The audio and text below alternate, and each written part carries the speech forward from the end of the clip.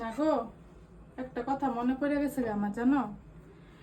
আমরা যখন ছোট ছিলাম, মা যখন মাংস বানাইতো তখন দাঁড়ায় দাঁড়ায় দেখতে থাকতাম মা কোন সময় এক টুকরা মাংস দিব। তারপরে মা দিত। তো অহনের দিনের পোলা পাইনরা তো মোবাইল লয়ে ব্যস্ত থাকে, এখন তো খবরই নাই কি বানাইতাছি না বানাইতাছি, দিলে খায়ালায় বুঝেই না। তো আমার ছেলের কথা মনে পড়ছে, মাংস এক টুকরা দিই। ও বাবা, শুনো, আয়ো আয়ো, শুন যাও না বাবা, খাও।